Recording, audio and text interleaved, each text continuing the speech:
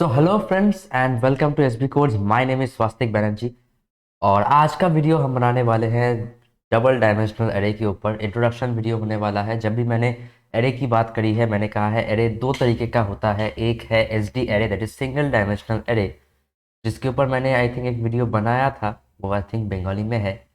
अगर आपको समझ में ना आए, थोड़ा सा अगर प्रॉब्लम होती है तो आप मुझे बोल सकते हो। देखो, आप ये भी देख सकते हो आज मैं वीडियो हिंदी में बना रहा हूँ। मेरे बहुत सारे दोस्तों ने ये कहा कि हिंदी में बनाना बेटर होगा, नेशनल लैंग्वेज है और ज़्यादा लोग हिंदी को प्रेफर करते हैं।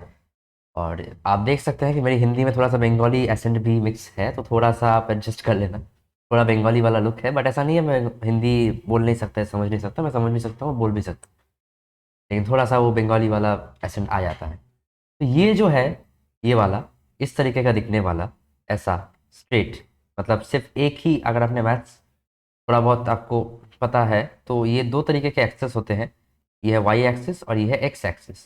जो सिर्फ एक्स एक्सिस के अलोंग है, मतलब इस तरफ अलोंग है, ठीक है, या तो इस डायरेक्शन में या किसी भी डायरेक्शन में हो, मतलब ये वाई डायरेक्शन में ऊपर इसके आपको कुछ में नहीं मिलेगा। तो ये जो सारे सेल्स हैं इस तरीके से लोकेटेड, ये जो जिस तरीके का एरे है इसको बोलते हैं एस डी एरे या फिर सिंगल डायमेंशनल एरे। मतलब इसका एक ही डायमेंशन है, ऊपर कुछ नहीं है या फिर नीचे कुछ नहीं है। लेकिन इस तरीके का दिखने वाला एरे, एक्चुअली ये दिखते नहीं है, बट मैं आपको इस तरीके से बता रहा हूँ ताकि आप इसको इमेजिन कर सके। इमेजिन कर पाएंगे तो और ज़्यादा अच्छे से आप इसको लिख सकते हैं, समझ सकते हैं। तो आपको एक आइडिया होगा कि कहाँ पे वो जो मेरा एलिमेंट है वो लोकेटेड है। ठीक है, उसके लिए आपको इमेजिन करना ज़रूरी है। तो ये जो दिखने वाला एरे है ये है एस डी एरे। ठीक है, जैसे मैंने कहा था ये सारे रूम्स है या फिर कमरे हैं। तो जो एक कमरा, उसके बाद दूसरा कमरा, जो ग्राउंड फ्लोर पे ही सारे कमरे लोकेटेड है आजू बाजू, इसको बोलते हैं एस डी एरे। लेकिन अगर फ्लैट की आप बात करो, मतलब जिसका फर्स्ट फ्लोर है, सेकंड फ्लोर है, थर्ड फ्लोर है, तो इस तरीके का दिखने वाला एरे जो है इसको बोलते हैं डबल डायमेंशनल एरे। मतलब ये सीधा भी चलता है एक एक्स एक्सिस में और वाई एक्सिस पे भी ये चलता है इस तरीके से। इसको आप मैट्रिक्स की तरह भी समझ सकते हो। अगर आपने मैट्रिक्स की पढ़ाई करी है तो मतलब मैट्रिक्स को आपने मैथ्स में पढ़ा है तो आपको समझ में आया होगा कि मैट्रिक्स इस तरीके का होता है जिसमें रोज होते हैं और कॉलम्स होते हैं। ये जो है ये एक एक रो है।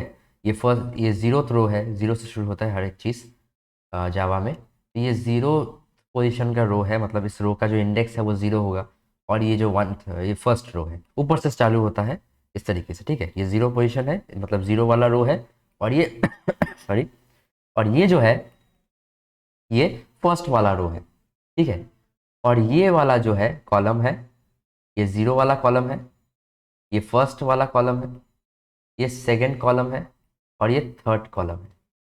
लिखने का तरीका कुछ ऐसा है कि यहाँ पे आपको दिख रहा है दो रोज है, two cross zero, means one, two, three, four. तो चार ऐसे कॉलम्स हैं। आपको बस वन से ही काउंट करना है अगर आपको उसका डायमेंशन पता करना है तो, या फिर कितने रोज हैं और कितने कॉलम्स है, तो आपको बस वन से काउंट करना है। यहाँ पे आपको दिख रहा है दो रोज है और इस तरफ आपको दिख रहा है वन, टू, थ्री, फोर। यहाँ पे चार कॉलम्स है, तो टू क्रॉस फोर इसका हो जाएगा। इसको लिखने का तरीका ऐसा है कुछ, मैं आपको दिखा रहा हूँ। अगर आपको इसको जावा में लिखना है तो किस तरीके का एरे, मतलब वो इंटीजर है, एरे है, लॉन्ग डेटा टाइप का है, या फिर वो स्ट्रिंग का है सॉरी, स्ट्रिंग का है या फिर कैरेक्टर का है, उस हिसाब से। तो मैं इंट का अगर चूज करूँ, इंटीजर, यहाँ पे आई स्मॉल होगा, तो ये याद रखना है। ये कैपिटल बाय डिफॉल्ट होता है, आई स्मॉल याद रखना। ठीक है, हमेशा स्मॉल से वो चालू होता है। फिर ए हो गया नाम आपके डबल डायमेंशनल एरे का। उसके बाद लिखना होता है थर्ड ब्रैकेट, जो हमने सिंगल डायमेंशनल एरे पे भी लिखा था, थर्ड ब्रैकेट ओपन क्लोज। लेकिन यहाँ पे दो थर्ड ब्रैकेट होते हैं, एक और होगा इस तरीके से, इक्वल्स टू न्यू, फिर से इंट, यहाँ पे भी दो थर्ड ब्रैकेट और इसके अंदर यहाँ पे आपको लिखना है टू। अगर ऊपर वाला जो मैंने ये वाला जो बनाया है, ये वाला, अगर सॉरी, अगर यही वाला आपको बनाना है, ये वाला मैट्रिक्स अगर आपको बनाना है तो उसके लिए कोड जो है आपको लिखना होगा, वो मैं दिखा रहा हूँ, टू और इस ब्रैकेट पे फोर। यानी कि पहले आपको यहाँ पे रोज लिखना होता है और दूसरे ब्रैकेट पे आपको नंबर ऑफ कॉलम्स लिखना होता है। जो फिक्स्ड है, जो आपने सोच के रखे हैं कि इतने रोज और इतने कॉलम्स का आपको एक एरे बनाना है, एक मैट्रिक्स बनाना है, ठीक है। तो उसके अंदर स्टोर करने का तरीका है, वो सारी चीज़ें मैं आपको दिखाने वाला हूँ। पहले ये जान लीजिए कि ये जो सेल है इसको एक्सेस कैसे करते हैं। ये जो सेल पोजीशन है, मतलब ये वाला, सिर्फ ये वाला जो पोजीशन है, इसका या फिर इंडेक्स होगा 0,0, इसका होगा 0,1, इसका 0,0,2 और इसका 0,3, इसका 1,0, 1,1, 1,2 एंड 1,3, 1,3, ठीक है। तो इस तरीके से इसको एक्सेस किया जाता है। हम लोग दो फॉर लूप्स को जनरली यूज़ करते हैं जब भी हमें हर एक एक सेल को अगर हमें एक्सेस करना है। मान लीजिए इस वाले पोजीशन को अगर हमें चाहिए चाहिए होगा, या फिर यहाँ पे कोई भी वैल्यू स्टोर करना है, तो हमें दो फॉर लूप्स चाहिए होते हैं। बाहर वाला आउटर फॉर लूप, और आउटर फॉर लूप एक होता है, और उसके अंदर एक इनर फॉर लूप होता है, जे लूप, ठीक है।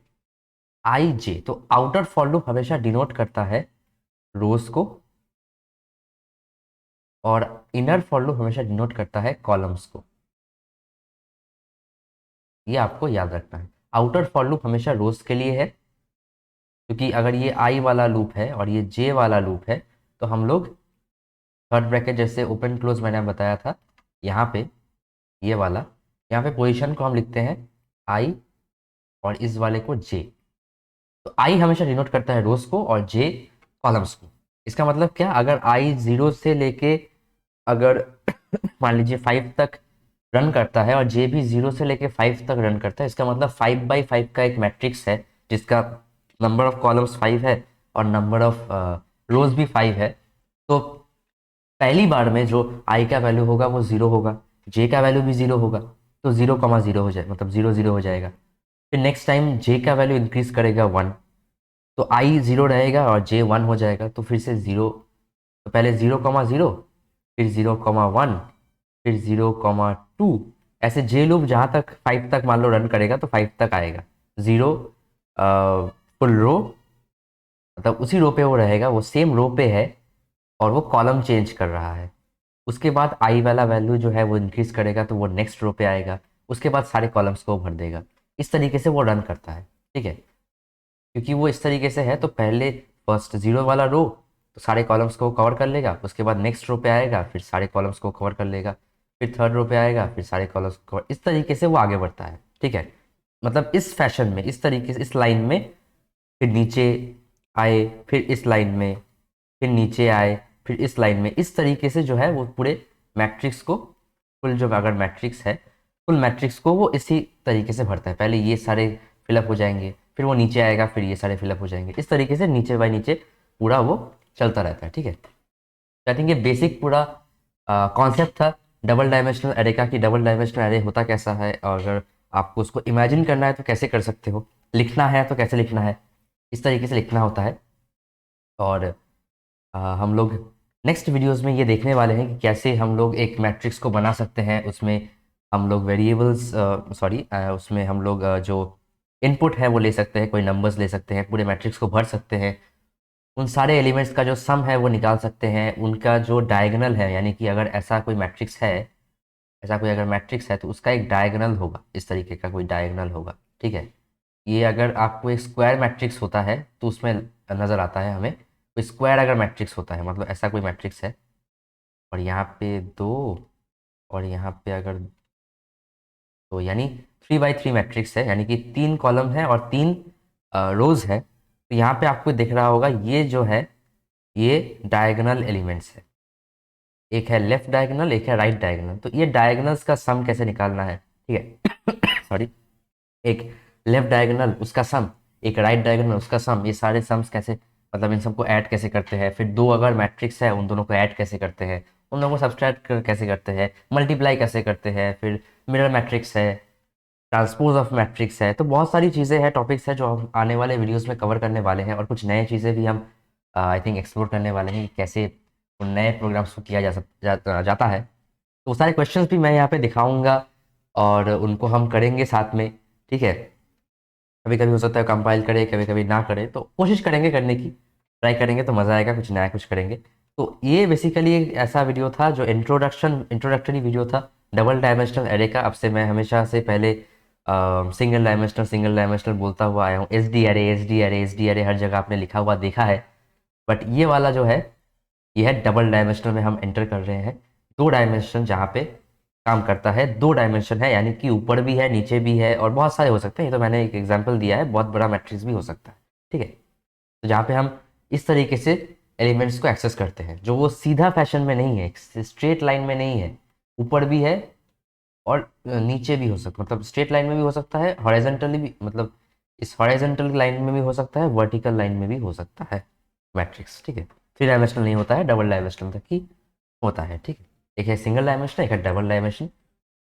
इस तरीके से हम लोग उसको एक्सेस करते हैं। और लिखने का तरीका ऐसा है, ये जो आई है ये मैं बता दूं, ये स्मॉल में होगा, यहाँ पे बाय डिफ़ॉल्ट वैसा हो जाता है, तो मैं बता रहा हूँ, ये आई जो है ये स्मॉल में होगा। इंटीजर अगर एरे आपको बनाना है जिसमें आपको सिर्फ इंटीजर्स को स्टोर करना है, इंट डेटा टाइप के जितने भी वैल्यूज़ हैं उनको स्टोर करना है, तो लिखने का तरीका कुछ ऐसा है। एरे का नाम ये होगा और एरे का जो साइज़ है, यानी कि उसमें दो रोज़ होंगे और चार कॉलम्स होंगे, ठीक है।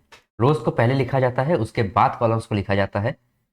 और इनपुट अगर लेना है तो इस तरीके से दो फॉर लूप आपको वहाँ पे डिक्लेयर करना होता है। पहला आउटर फॉर लूप जो होता है रोज के लिए, और उसके अंदर एक इनर फॉर लूप जो होता है कॉलम्स के लिए, ठीक है। लिखने का तरीका कुछ ऐसा है, यहाँ पे दो थर्ड ब्रैकेट्स होते हैं, पेयर ऑफ थर्ड ब्रैकेट्स। पहले में आई को लिखा जाता है, दूसरे में जे को लिखा जाता है, क्योंकि पहले रोज आता है, क्योंकि मैंने बताया था पहले रोज आता है, उसके बाद कॉलम्स आता है, तो उसी फैशन में वो आएगा। यानी कि अगर आई पहली बार जीरो है, तो यानी कि जीरो जो रो है उसमें जीरो से लेके जितने भी कॉलम्स है राइट तक, ठीक है, वो सारे पहले भर दिए जाएंगे, उसके बाद रो चेंज किया जाएगा। यानी कि अगर फ्लोर बाय फ्लोर आए तो पहले जीरो वाला जो फ्लोर है वो पहले फिलअप होगा सारे कमरे, उसके बाद जो फर्स्ट फ्लोर है वहां पे आएगा, फिर जो सेकंड फ्लोर है वहां पे आएगा। ये थोड़ा उल्टा है, अगर आप बिल्डिंग के अकॉर्डिंग देखोगे, बिल्डिंग में पहले नीचे ग्राउंड फ्लोर फिर ऊपर फर्स्ट फ्लोर ऐसे होता है, लेकिन इसमें थोड़ा उल्टा है, जो ऊपर वाला है वो जीरो होता है, यानी कि जीरो फ्लोर, उसके बाद वैल्यू बढ़ती जाती है और नीचे आते आते वो बढ़ जाती है, ठीक है। ऐसे होता है।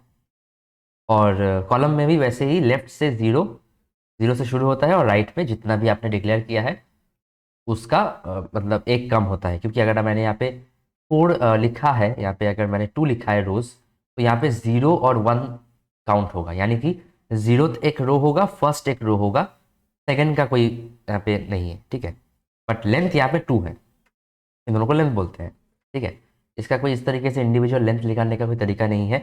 एक सिंगल डायमेंशनल एरे का ही आप लेंथ निकाल सकते हो, डबल डायमेंशनल एरे का जो लेंथ है वो नहीं निकाला जा सकता। लेकिन उसको लिखने का तरीका ऐसा है, इसका मतलब यही है कि यहाँ पे टू का मतलब यही है कि इसमें दो रोज है, लेकिन उनका जो नाम है वो पहले इंडेक्स, जो पहला इंडेक्स होगा वो जीरो होगा, दूसरा इंडेक्स फर्स्ट होगा, मतलब वन होगा।